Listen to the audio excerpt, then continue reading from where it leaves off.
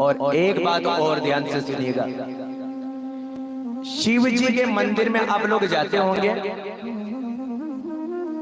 किस दिशा में बैठकर पूजन करना चाहिए? शिव महापुराण की कथा में आया और ये विशेष बात आप लोगों को मैं बताने का प्रयास कर रहा हूं। अभी वर्तमान में जिसको जहां जगह मिलती है वहां पे जल चढ़ा देते हैं, परंतु सुनिएगा, यहाँ पर अलग अलग लिंगों के बारे में बताया।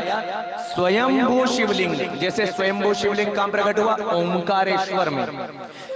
आप लोगों ने सुना सोमनाथ में।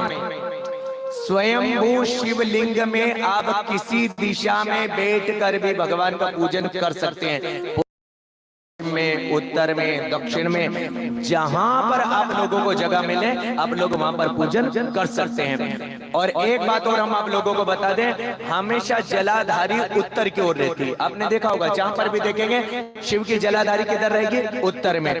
पर एक मात्र ज्योतिर्लिंग हमारा एक ऐसा है कि जिसकी जलाधारी उत्तर में नहीं है, उसकी जलाधारी दक्षिण में है, और उस ज्योतिर्लिंग का नाम है महाकाल राजा की। कालों का काल महाकाल। हम बड़े भाग्यशाली हैं जो उज्जैन के नजदीक में रहते हैं।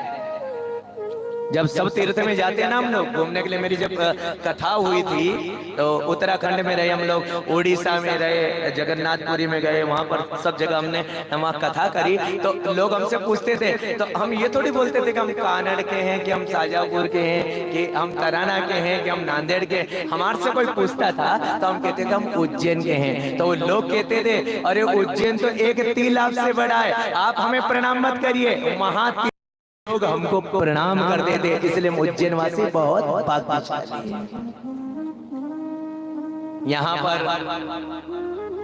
कहा गया कि स्वयंभू शिवलिंग में कहां पर बैठ करके पूजा कर लें, पर जैसे मंगलनाथ या कोई ब्राह्मणों के द्वारा जहां पर भी शिवलिंग स्थापन किया जाए, किस दिशा में बैठना चाहिए? तो शिव महापुराण की कथा कह रही है कि ब्राह्मणों के द्वारा, जैसे थोड़ी देर के लिए हमारे इस नगर में शिव जी की हम प्रतिष्ठा करें, ब्राह्मण को बुलाएंगे, यज्ञ करेंगे और इसके बाद में शिव जी की पूजा करके उन्हें बिठाएंगे। फिर प्रश्न आता है कि हम किस दिशा में बैठे?